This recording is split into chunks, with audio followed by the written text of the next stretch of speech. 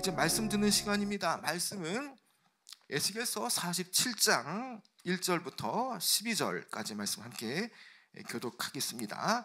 에스겔서 47장 1절부터 12절, 구약성경 1227면입니다. 제가 먼저 47장 1절 먼저 읽겠습니다.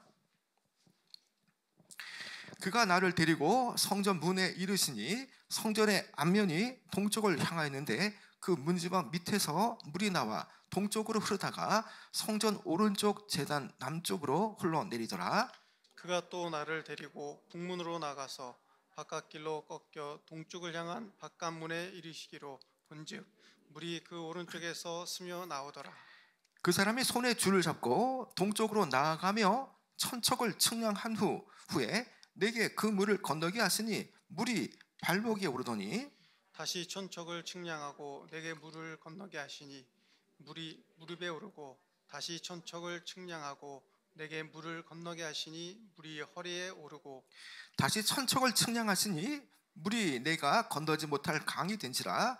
그 물이 가득하여 헤엄칠 만한 물이요 사람이 능히 건너지 못할 강이더라. 그가 내게 이르시되 인자야 내가 이것을 보았느냐 하시고 나를 인도하여 강가로 돌아가게 하시기로 내가 돌아가니 강 좌우편에 나무가 심이 많더라. 그가 내게 이르시되 이 물이 동쪽으로 향하여 흘러 아라바로 내려가서 바다에 이르르니 이 흘러내리는 물로 그 바다의 물이 되살아나리라.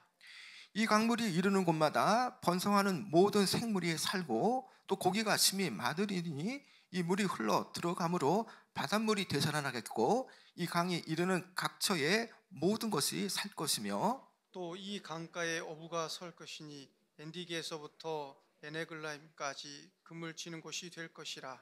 그 고기가 각기 종류를 따라 큰 바다의 고기같이 힘이 많으려니와 그 진펄과 개펄은 되살아나지 못하고 소금 땅이 될 것이며 강 가에는 좌우가에는 각종 먹을 과실나무가 자라서 그 잎이 시들지 아니하며 열매가 끊이지 아니하고 달마다 새 열매를 맺으리니 그물이 성소를 통하여 나옴이라.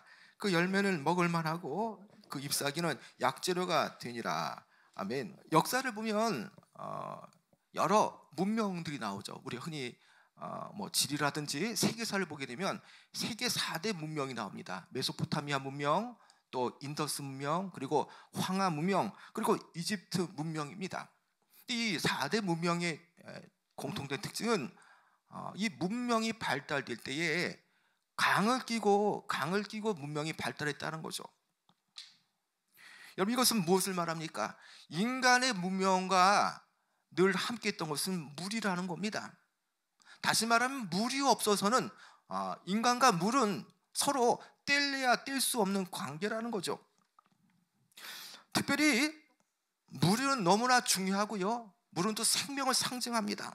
특별히 오늘 저는 이 물을 함께 나누고자 합니다. 이 물은 어떤 물을 오늘 말하겠습니까? 성전에 흐르는 물입니다. 그 물을 우리가 함께 좀 나눠보고자 합니다. 여러분, 에스겔 47장의 말씀은요, 에스겔 40장부터 또 46장까지의 연속 선상에 있는 말씀입니다. 자, 그런데 이 47장의 말씀은요, 하나님의 임재가 떠나갔고 그 우상 숭배로 인해서 성전을 떠났던 그 하나님께서 다시금 회복의 때가 되어져서 그들에게 다시 성전에 임재하실 때에 나타나는 그 하나님의 그 영광스러운 성전의 모습을 오늘 기록하고 있습니다. 자, 그 성전에서 새롭게 예배가 드려질 때에, 그리고 그 예배를 통해서 다시금 신앙이 회복되어질 때에 비로소 나타나게 되어지는 그런 새로운 삶의 풍성함과 형통함을 오늘 말씀은 그려주고 있다는 것이죠. 먼저 에스겔은요, 환상 가운데에 성전 문지방에서 흘러나오는 그 물을 이제 보게 되어집니다. 여러분, 먼저 1절에 보면요, 이렇게 말씀합니다. 그가 나를 데리고 성전 문에 이르시니 성전의 앞면이 동쪽을 향하였는데 그 문지방 밑에서 물이 나와 동쪽으로 흐르다가 성전 오른쪽 제단 남쪽으로 흘러내리더라. 여기서 그가 나를 데리고 라고 말할 때에 그는 어떤 일을 말하겠습니까? 그는 천사를 말합니다. 지금 에스겔은 환상 가운데에 천사의 안내에 따라서 성전 안뜰을 지나가고 있고요. 그리고 이제 드디어 성전 문으로 이제 직접적으로 들어가는 문 입구에 그가 다다르게 되었습니다.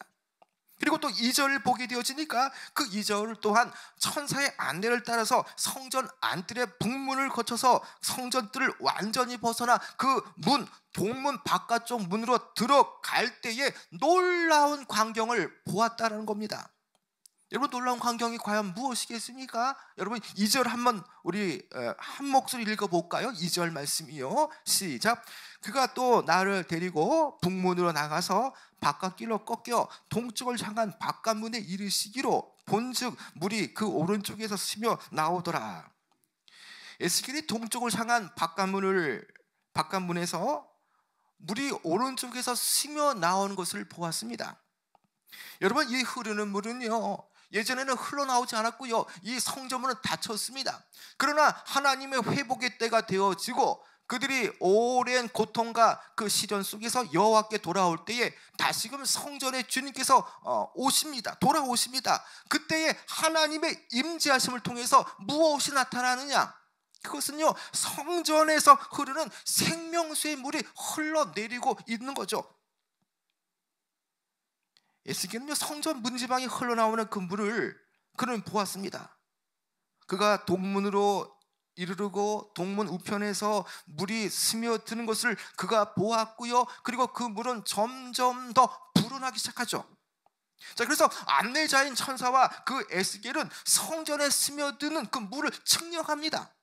자, 그래서 100척 기준으로, 우리 기준으로 520m를 말하는데 100척 간격으로 이 물의 깊이를 4차례나 측량하게 되죠.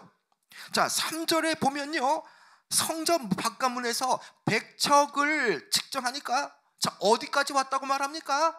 선지자의 발목까지 찾고, 또 4절을 보면요, 다시금 100척을 측량하니까 무릎까지 찼습니다. 또 다시 100척을 측량하니까 이제 물이 어디까지 왔나요? 물이 허리에까지 찼다는 겁니다. 자, 5절에서 마지막 4번째로 측량할 때에 또 1000척을 측량하니까 이번에는 선지자의 길을 넘어서 이제 그 선지자가 그 강을 이제 건너지 못할 정도로, 물을 넘어설 수 없을 정도로 깊은 강이 되었다라고 말하죠. 이런 말 그대로 1000척씩 4번, 총 4000척 사이에 그 짧은 순간에 물이 기하급수적으로 이렇게 불어난 것을 보한 겁니다. 여러분, 물의 높이가 발목과 무릎과 허리와 사람이 능히 건너지 못할 그런 깊이의 이제 강을 이루었다는 거죠. 자, 어느덧 성전에서 흘러넘치는 물들이요, 이제 사람이 능히 건너지 못할 강이 되었습니다. 그래서 여러분, 5절을 보면 이렇게 말씀합니다. 여러분, 5절 한번 같이 한번 읽어볼까요? 5절이요. 시작. 다시 1000척을 측량하시니 물이 내가 건너지 못할 강이 된지라. 그 물이 가득하여 헤엄칠 만한 물이요, 사람이 능히 건너지 못할 강이더라. 여러분, 여기에 아주 중요한 특징들을 좀 살펴보고자 합니다.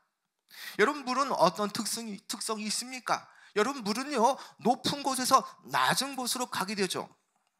자, 높은 곳에서 낮은 곳으로 상류의 물이 흘러 시내로 가게 되어지고요, 그 시내의 물이 흘러 하류로, 강으로 가게 되어지죠. 그리고 강의 물이 마지막 하류가 되어지는 바다로, 멀리 바다로까지 그 물을 흘러가게 되어지는 특징이 있다는 것입니다.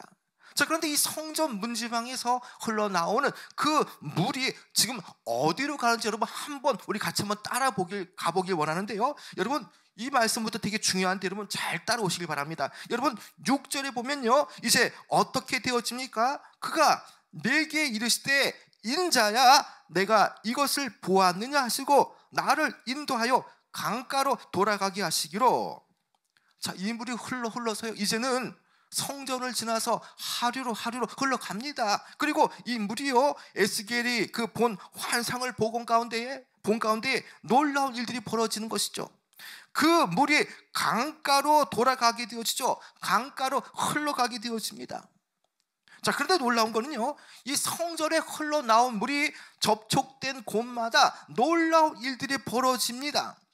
자, 여러분 7절에 보면요, 7절에 보면 이 물이 이제 연하여서 이것이 맞닿아서 어떠한 일들이 이제 영향을 받게 되어집니까? 여러분 7절은 같이 한번 읽어볼까요? 7절 시작. 내가 돌아가니 강 좌우편에 나무가 심이 많더라. 자, 이 성전의 물이 흘러가서요, 이제 큰 강물이 되어서 강물의 그 물줄기 주변으로 온갖 나무들이 자라고 있다라는 거죠. 사실 7절 말씀은요, 6절 말씀과 연관성이 있습니다. 여러분 6절 말씀을 보면 나를 인도하여 강가로 돌아가게 하시기로, 자, 이 말씀을 보면요, 지금 에스겔은 강을 떠났다가 지금 다시 강으로 되돌아왔다는 사실을 볼 수가 있죠. 사실 에스겔은 천사 인도를 받아서 잠깐 강을 잠깐 보고요, 그곳을 떠나서 다른 주변 것들을 돌아보러 갔습니다. 그리고 다시 지금 강으로 돌아온 사이에 7절의 그 상황을 보니까 강으로 다시 돌아온 사이에 그 강줄기, 그 물줄기 옆으로 지금 나무들이 무성하게 자란 것을 보았다는 것이죠. 처음 강을 봤을 때는 나무가 무성한 것을 보지 못했던 것 같습니다. 그러나 다시 돌아보니 강가에 나무가 무성하게 자란 것을 보았다는 것이죠. 여러분, 그것은 그만큼 그에게 충격적이고 놀라웠던 일이라는 겁니다. 강 좌우편에 나무가 심이 많았다라는 것을 한번 상상해 보시기 바랍니다. 나무가 심이 많다는 것은 당연히 나무 안에 열매가 풍성하게 달린 거고요, 또 무성한 나무가 길게 줄지어 있는 아름다운 광경을 연상케 하는 겁니다. 여러분, 여기에 무성하다는 것은요, 하나님의 은혜로 인해서 그 성전의 문지방에 흘러넘치는 그 생명수의 강물을 접촉한 그 지점에서 이것이 무성하다는 것은 이루 하나님의 말할 수 없는 풍성함을 말해주는 거죠. 이제 선지자는요, 천사의 인도에 의해서 강을 넘어서 바다로 가게 되어집니다. 여러분, 그 내용이 8절인데 여러분 같이 한번 8절 읽어볼까요? 시작. 그가 내게 이르시되 이 물이 동쪽으로 향하여 흘러 아라바로 내려가서 바다에 이르리니 이 흘러내리는 물로 그 바다의 물이 되살아나니라.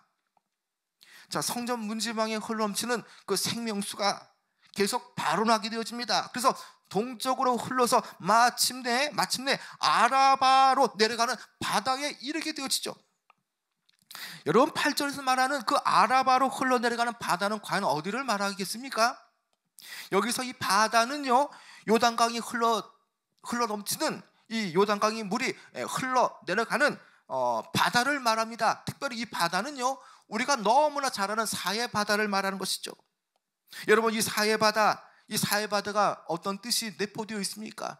죽은 바다라는 거죠. 영어로 데드 씨. 염분의 농도가 너무나 많기 때문에 거기에는 어떠한 생물, 물고기도 살 수 없는 바다라는 것이죠. 그런데 이 아라바 바다, 이 사해 바다, 여메라고 불리는 이 바다에 아무것도 살지 못하는 이곳에서 어떤 일이 벌어집니까? 자, 사해 바다가요, 이 흘러내리는 물로 그 바다의 물이 어떻게 되었다라고 말합니까? 여러분, 그 바다의 물이 되살아나니라 라고 말하죠. 되살아나리라.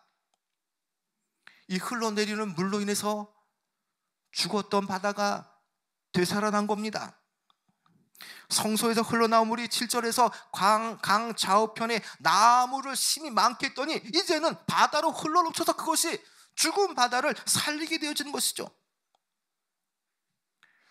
여러분, 얼마나 이 놀라운 광경입니까? 가끔 우리는 뉴스를 통해서 배가 파산하여서 그 유출된 기름으로 인해서 바다가 오염되었다라는 뉴스를 가끔씩 듣지 않습니까?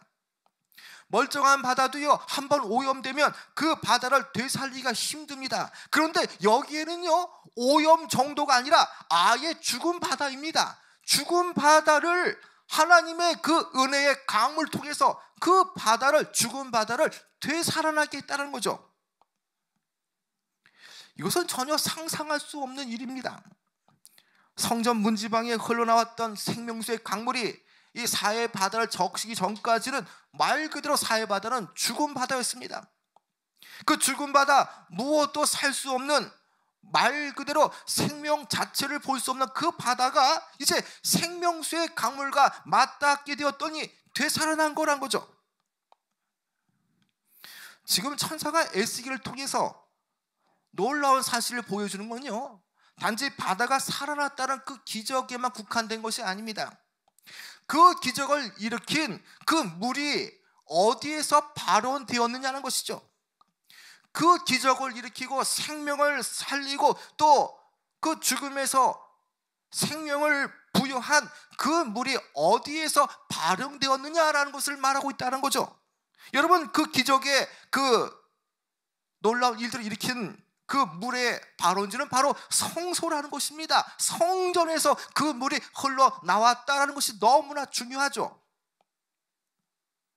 여러분, 그렇습니다. 성소에서 임재하시는 그분이 주시는 그 생명수, 그분이 주시는 그 생명수만이 모든 죽었던 것을 살릴 수 있는 바로 능력이 되어지는 것이죠.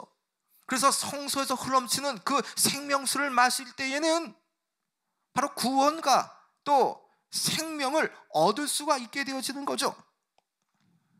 여러분, 이것은 생명수가 맞닿게 되어지고 이것이 되살아날 때에 하나님께서 일으켜 세우시는 그 구원과 생명의 능력이 얼마나 큰가를 우리에게 보여주는 거죠. 여러분, 또한 이 강물이 맞닿는 곳마다 또 어떠한 일들이 벌어지나요? 여러분, 9절과 10절에도 또 아주 놀라운 일들이 벌어지죠. 여러분, 9절과 10절 조금 길지만 같이 한번 읽어볼까요? 한 목소리로요. 시작.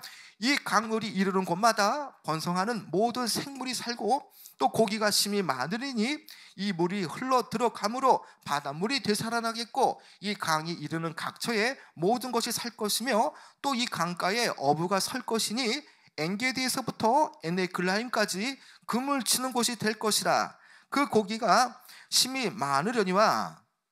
여러분, 여기 보면요, 여기에 각기 종류를 따라 큰 바다의 고기같이 심히 많으려니와 라고 말하는데, 이 구절을 먼저 보면요, 이 강물이 흘러가는 곳마다 모든 생물이 살고요, 심히 고기가 많았다라고 말하죠. 여러분, 이것은 생명수의 물은요, 바다만 회복시키는 것이 아니라는 거죠. 그 바다의 근저에 있는 그 모든 것들과 모든 그 바다 속의 생물들, 심지어 물고기, 이런 것들 다 살리는 거죠. 여러분, 이렇게 생명 역사가 그 물이 닿는 곳마다 나타났다는 거죠. 여러분, 8절과 9절에 여러분 8절도 우리가 읽지 않았지만 8절 9절에 보면요, 여러분, 여기에 8절 9절의 하반절에 핵심적인 동사가 나오죠. 여러분, 그것이 과연 무엇이겠습니까? 8절과 9절 하반절에 어떠한 핵심적인 동사가 나옵니까? 여러분, 그것은 되살아나리라, 살 것이라 라는 겁니다. 여러분, 이 되살아나리라, 살리라는 것은요, 이 강물의 특성을 대변하는 거죠. 성전에서 흘러나온 이 물의 특성은 바로 치료와 생명과 회복을 담고 있는 거죠. 모든 것이 되살아났다는 겁니다. 물고기가 심히 많아지니까요, 10절에 어떠한 일들이 벌어집니까? 옛부터 사해에는 어부가 있지 않습니다. 여러분, 그런데 물고기가 심히 많아지니까 10절에 보면 어떤 일이 벌어집니까? 어부가 나타나리라는 겁니다. 어부가 설 것이다, 어부가 출현하리라 라고 말하는 것이에요. 정말 상상할 수 없는 일이란 것입니다. 여러분, 10절에 보니까 강과 되살아난 그 사해에 물고기가 얼마나 많든지 어부들이 생겼고요, 그 어부들의 그물이 어떻게 펼쳐지게 되어집니까? 엔게디에서부터 10절에 에네글라임까지 그물을 치는 곳이 될 것이다 라고 말합니다. 여기에 엔게디라는 것은요, 사해의 서쪽을 말합니다. 자, 그리고 이 에네글라임이라는 것은 사해의 반대편인 동쪽을 말하는 것이죠. 여러분, 이것은 그만큼 넓은 지역에 걸쳐서 어부가 활동하는 그 어장이 생성되었다는 뜻을 말하죠. 하나님께서 성전에서 발원하여진 그 강물이 아라바로 흘러가 죽음의 바다 사해로 흘러가게 되어지니까 이제 죽은 바다가 살아났고요, 그리고 어부들이 출현하여서 그물을 들이우는 놀라운 기적이 나타나기 시작한 겁니다. 여러분, 이것은 지금 당장은 아니지만 회복되어질 때에 나타날 그 현상들을 지금 에스겔은 환상 가운데 보고 있는 거죠.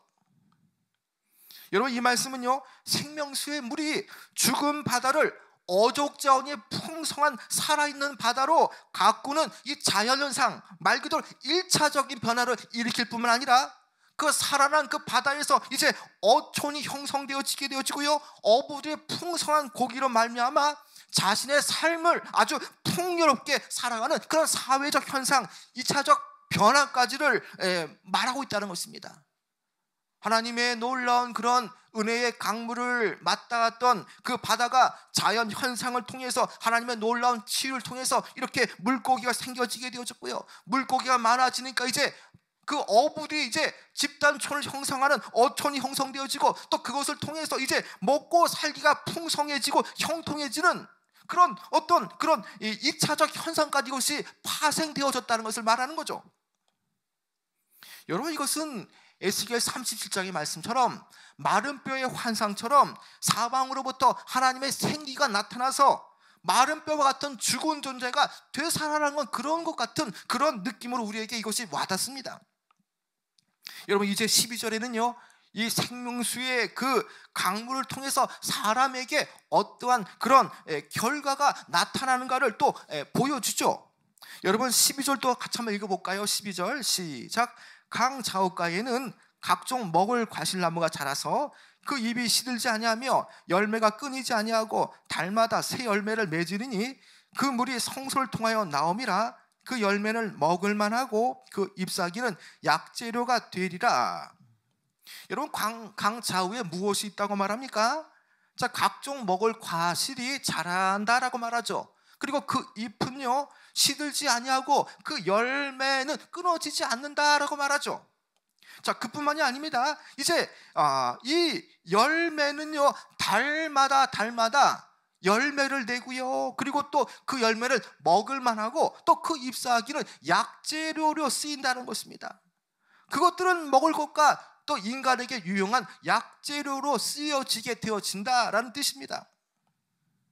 여러분, 이 말씀은요 그 강물이, 생명수의 강물이 좌우편에 자리한 나무들에게 또 잎과 나무들이 풍성하게 자라게 하는 그런 자연 현상뿐만 아니라 하나님의 나라로서, 하나님의 백성으로서 회복되어진 이들, 성전 중심의 예배자로서 회복되어진 그들에게 이제 그 열매를 식용으로 먹게 하고 또 그 나무의 잎을 약재로 사용케 하여서 굶주리지 않고 또 병들지 않게 만드는 복되고 형통한 삶을 지금 대변하는 그런 것을 보여주는 거죠. 여러분, 이전에 그들이 죄를 짓고 또 성전에서 그 온갖 악한 그 단부수와 여러 가지 그런 이방 신들이 절할 때는요 하나님의 성소를 떠났습니다. 그리고 그들은 어떠한 것도 얻을 수 없는 아주 하나님의 심판의 그 피폐한 참상을 겪었습니다. 이제 하나님 앞에서 그들이 예배가 회복되어지고 그들이 여호와를 떠났던 것을 돌이키고 회개하고 나타났더니 이제 주님께서 성전에 임하시게 되어지죠. 그리고 하나님께서는 먼저는 그 피폐되어진 그 자연현상을 회복시킴을 통해서 하나님 백성들에게 아주 풍요롭고 형통한 삶의 터전을 이제 마련하기 시작한다는 겁니다.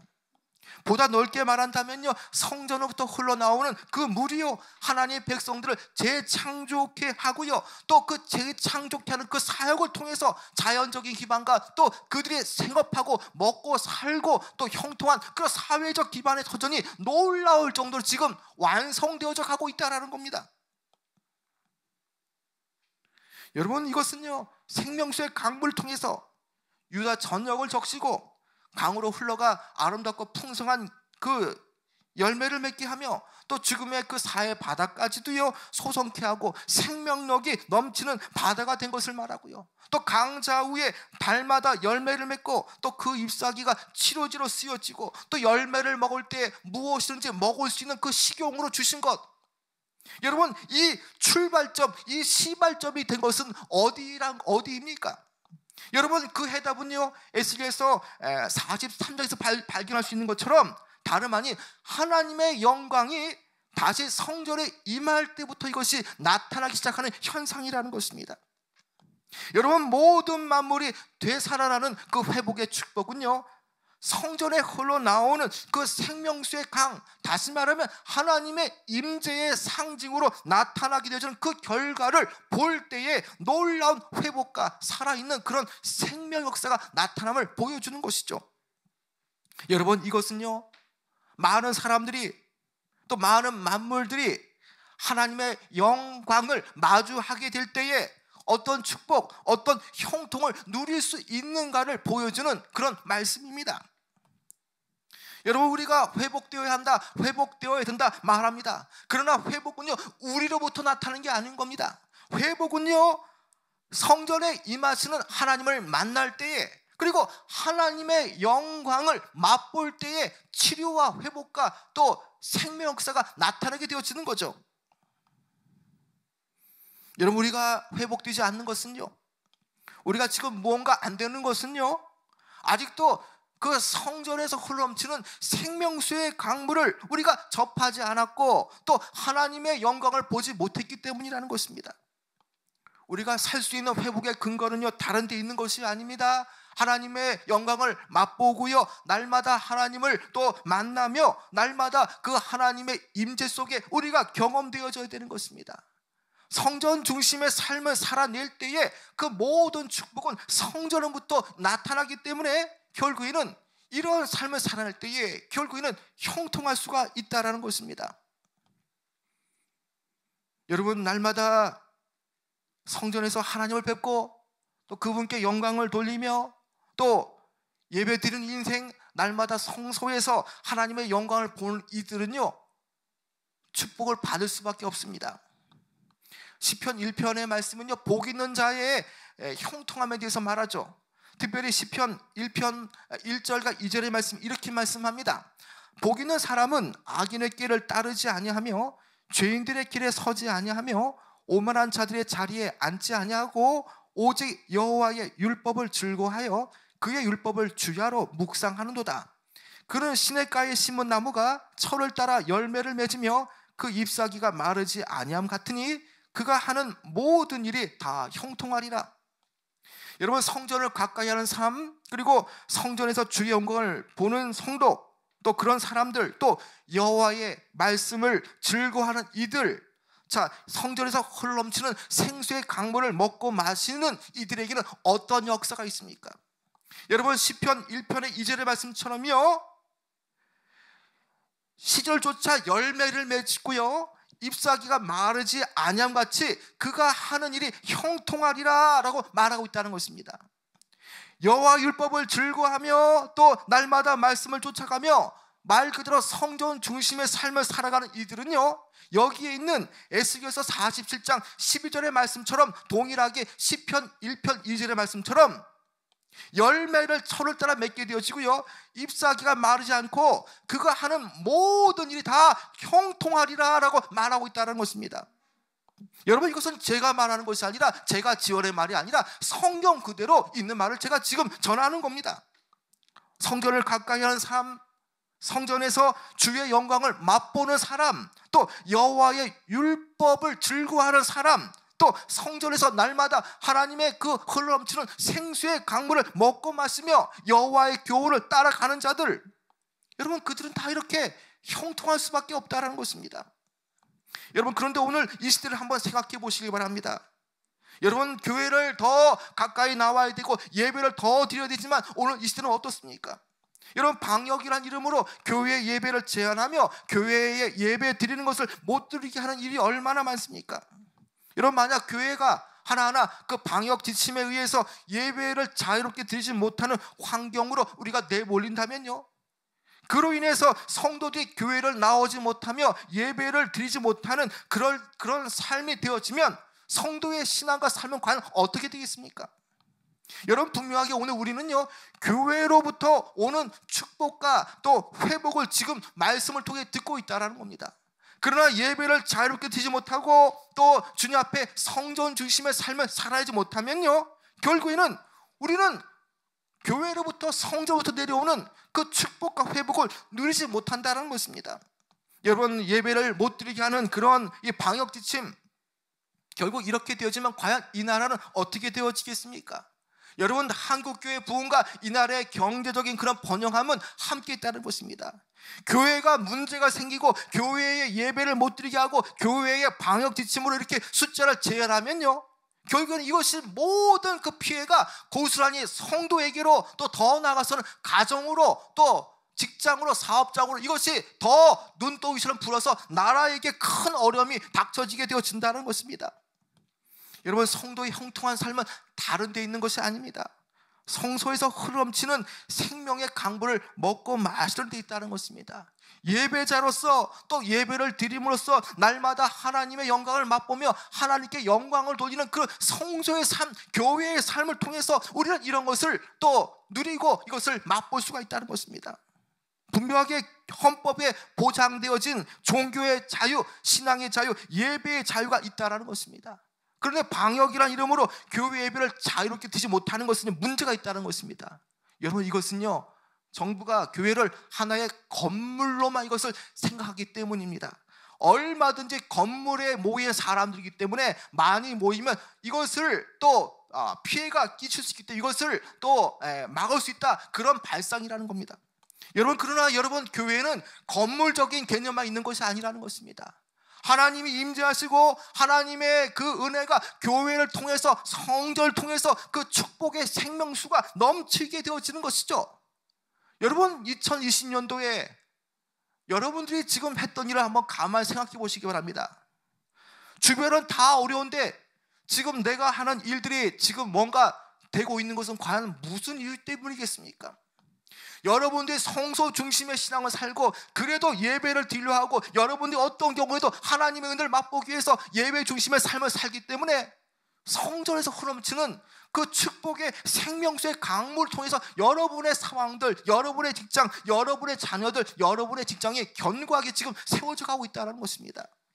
우리는 분명하게 이것을 알아야 되는 것입니다. 여러분, 예배를 못 드리면요, 성도의 삶은 피폐해질 수밖에 없습니다. 여러분, 왜 그렇습니까? 교회를 통해서 하나님의 살아계시는 역사가 나타나게 되어지는 것이고요, 교회를 통해서 하나님의 축복이 가정으로, 성도로, 직장으로, 사업적으로 이어지게 되기 때문이라는 것입니다. 여러분, 오늘 말씀을 이제 맺도록 하겠습니다. 오늘 이 말씀은요, 예언의 말씀인데요, 하나님의 신적 본성으로부터 발현되어진 그 풍성한 하나님의 사랑과 은혜가 어떤 식으로 그 메말라 있고 죽어 있는 곳에 그것을 바꾸고 생명을 부여하고 그것을 되살아나게 하는가를 지금 상징적으로 보여주는 말씀이죠. 여러분, 성전에서 흘러나오는 생수의 강은요, 죽은 땅은 물론 죽음까지도 진정한 생명으로 바꾸는 그런 채워지는 힘이 있다는 것입니다. 그래서 그 중심을 포기하는 것은요, 생명의 근원을 포기하는 것과 다름없다는 거죠. 여러분, 모든 은혜는요, 하나님의 은혜로부터 비롯되어집니다. 성소로부터, 교회로부터 축복을 임하는 겁니다.